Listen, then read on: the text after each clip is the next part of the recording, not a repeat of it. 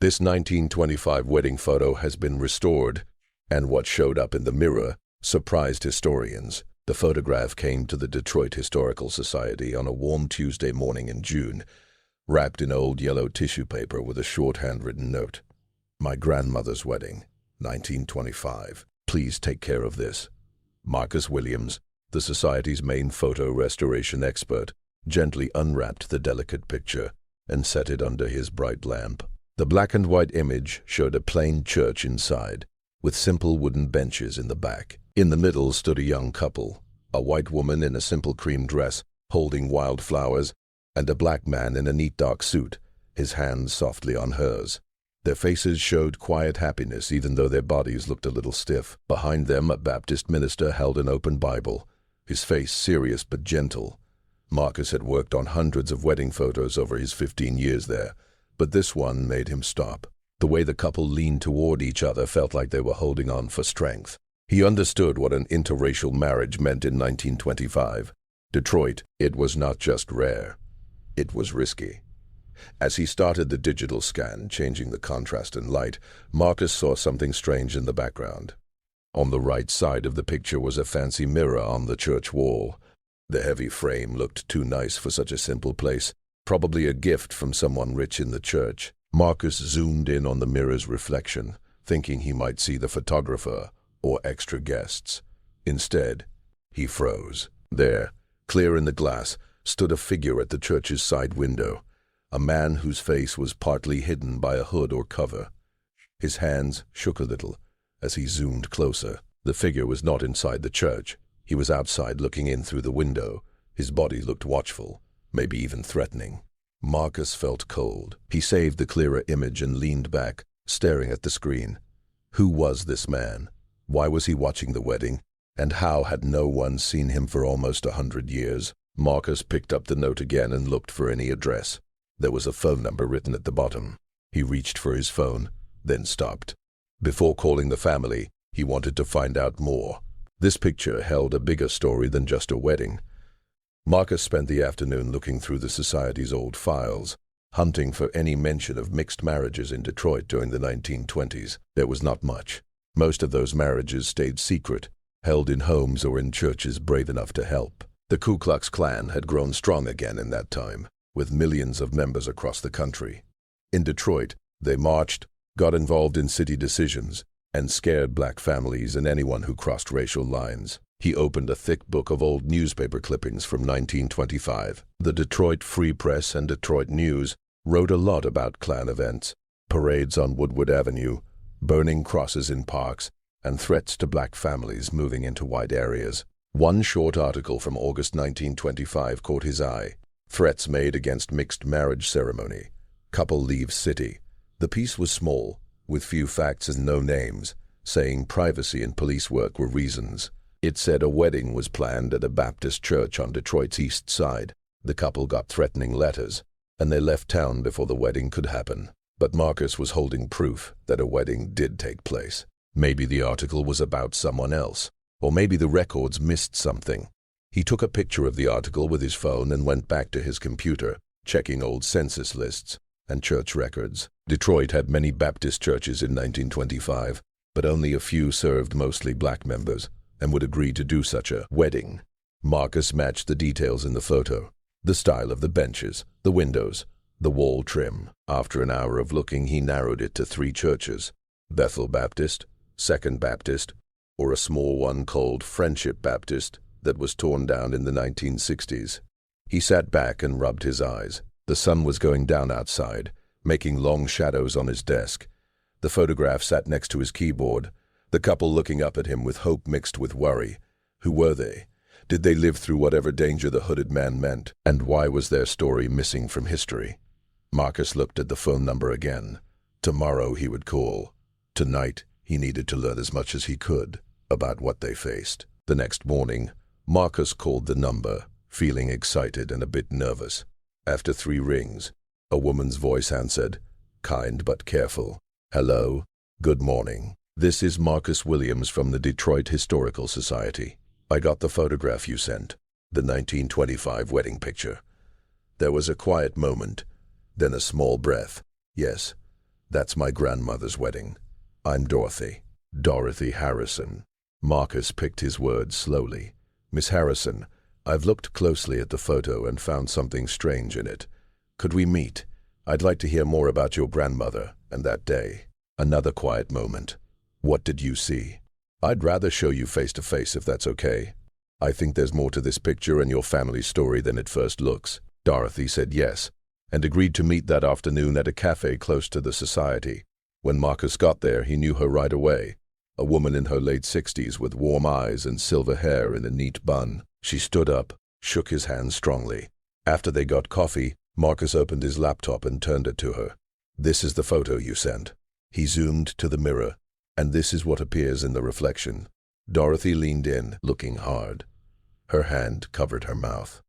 Oh my, she said softly. Do you know who that could be? Marcus asked gently. Dorothy sat back, eyes wet with tears. My grandmother didn't talk much about her wedding day. She only said it was the bravest thing she ever did, and that she wasn't alone. People she hardly knew risked a lot to keep her and my grandfather safe. She took a tissue and wiped her eyes. My grandmother was Ruth Morrison, before marriage. She was 22, working as a seamstress in a shop downtown. My grandfather was Thomas Wheeler, 25, working on the line at Ford. How did they meet? Marcus asked. At a jazz club on Hastings Street. Ruth's boss sent her to deliver a dress nearby. She got lost and walked into the club by mistake. Thomas was there after work. He helped her find the way. And they talked. In 3 months, they knew they wanted to marry. Dorothy looked at the photo. But Ruth's father was very angry, not just because Thomas was black, but because he knew the danger and loneliness it would bring. Thomas's family was scared too. They'd heard stories of couples being hurt or killed. Dorothy held her coffee cup tight, looking far away. She went on. My grandmother said threats started soon after people heard about the engagement. Someone left a note at Thomas's door, just paper with a noose drawn on it, and their wedding date. Marcus felt his jaw get tight. Did they tell the police? Dorothy gave a short, sad laugh. The police? Some were in the Klan or agreed with them. Telling police would make things worse. Instead, Thomas went to his pastor at Friendship Baptist Church, Reverend Samuel Price, an older man who'd preached in Detroit for years. He'd seen a lot of hate, but he didn't run from it. Dorothy took a sip. Reverend Price said he would marry them, but they had to know the danger.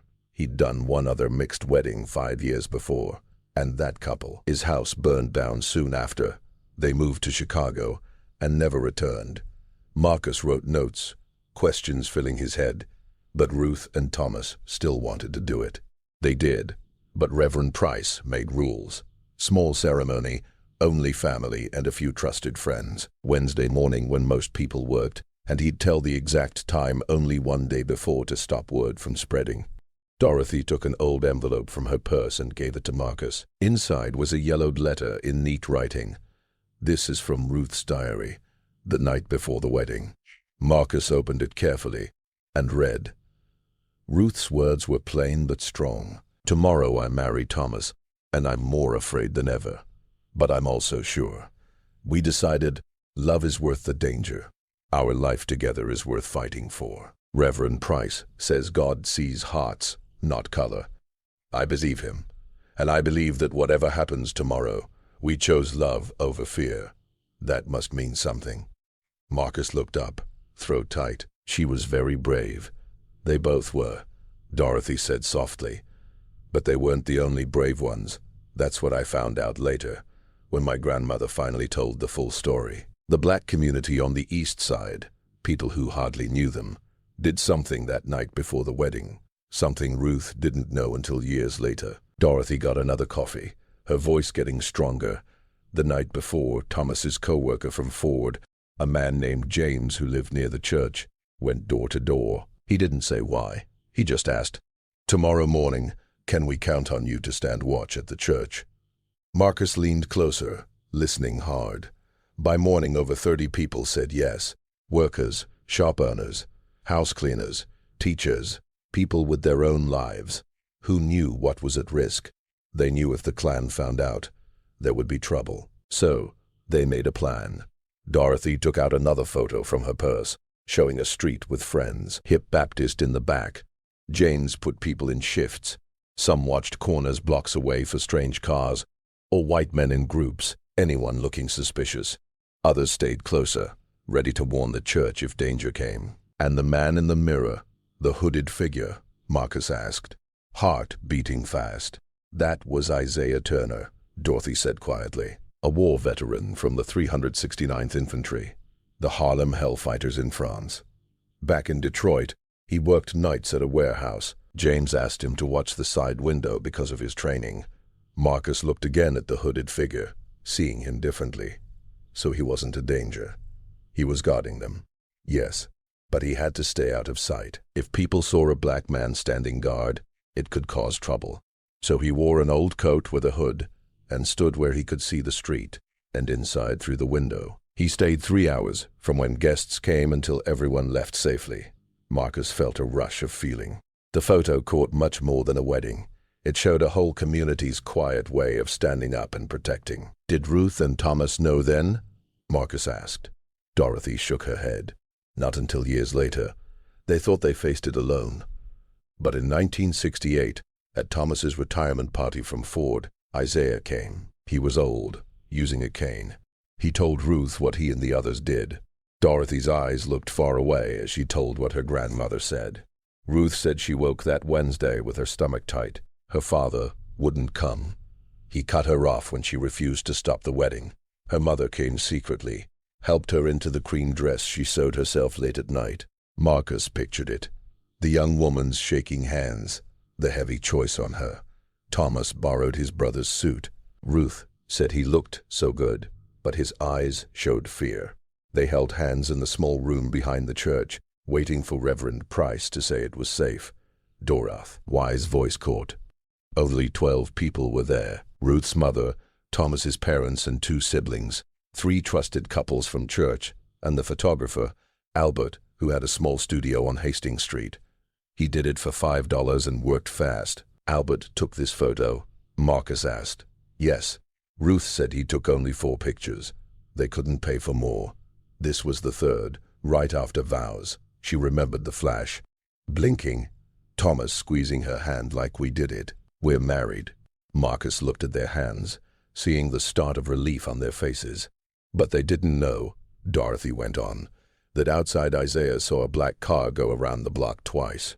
He watched it slow near the church. When it stopped in front, 3 white men got out carrying something. Isaiah's training took over. He couldn't run inside to warn without being seen, so he stepped where they could see him clearly through the window and stood still, staring at them. Dorothy's voice became very quiet. Isaiah told my grandmother later that the 3 men looked back at him for a long time, hooded coat, face not clear, standing like a guard. They couldn't tell if he was alone or if more waited. One man started toward the door. That's when James walked up from the corner, calm, not staring, but there.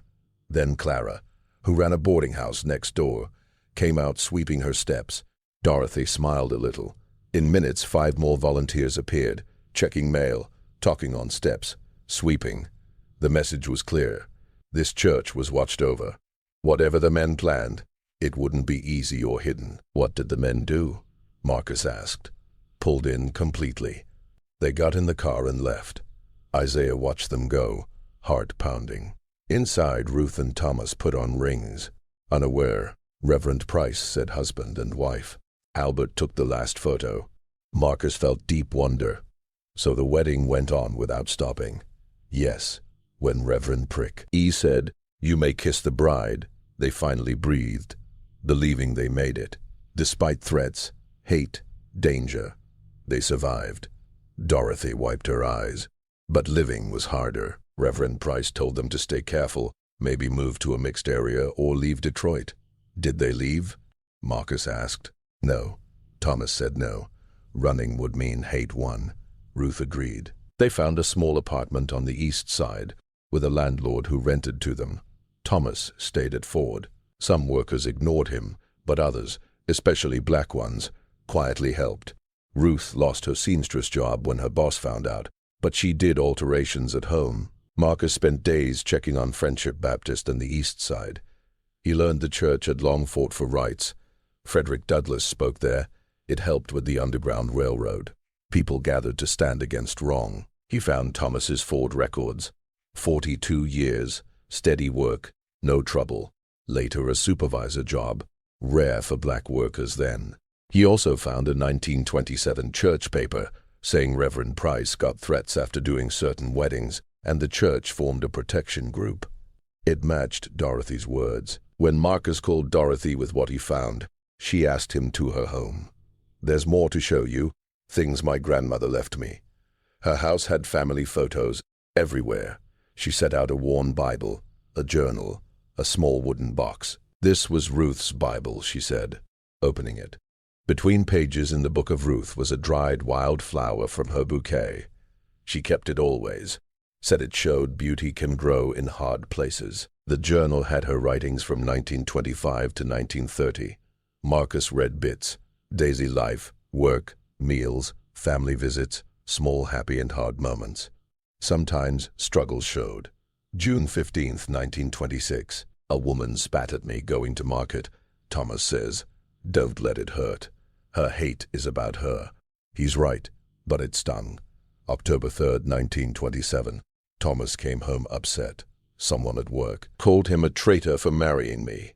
He wouldn't say who. I hate he carries that." April 22nd, 1928. "We're having a baby, scared and happy together. What world for this child?" But Thomas held my hands and said, "We're making a better world by not letting hate win." I believe him. Marcus looked at Dorothy. "Your mother?" She nodded. "Margaret, born January 1929, loved and strong despite fears." Dorothy opened the box. A bronze medallion, old clipping letter from 1968.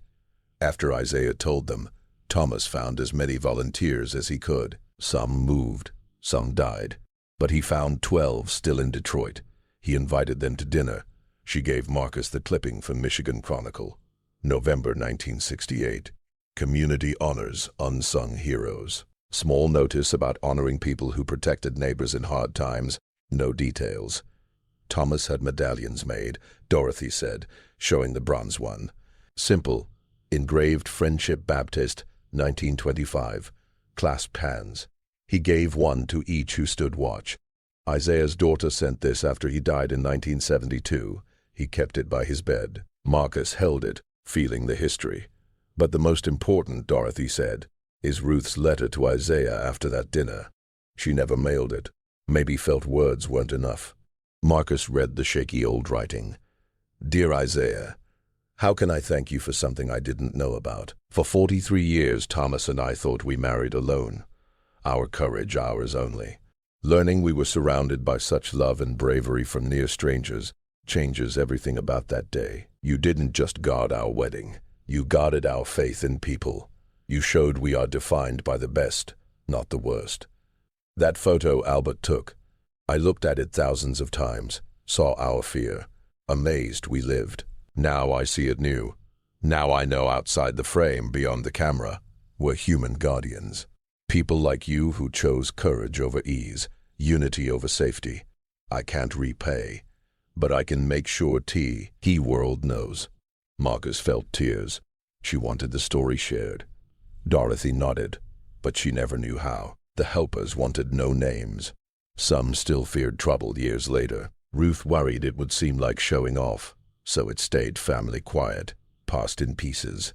3 months after meeting Dorothy, Marcus stood in the Society's main gallery for a new exhibit opening.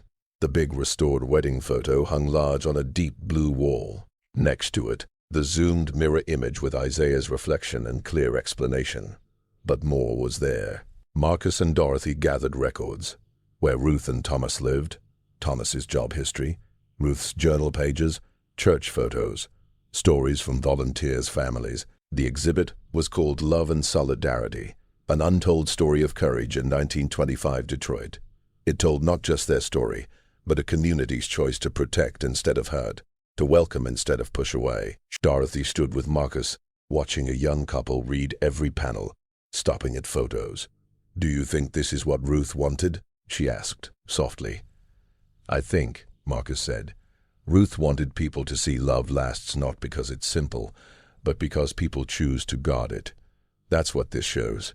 An older black man came up, cane in hand. I knew Thomas, worked with him at Ford in the 50s, never heard this. He never spoke of it. They didn't want praise, Dorothy said. They wanted to live. The man nodded. And because of those who helped, they did. That matters, more than people know. As the room filled with visitors, students, historians, families, Marcus watched them look close at the mirror. See Isaiah watching. They read Ruth's journal words, learn the volunteers' names who stood on corners and steps to defend two strangers. Later, after closing, Marcus and Dorothy stood alone before the photo. The couple looked back, hands together, faces showing fear and strength.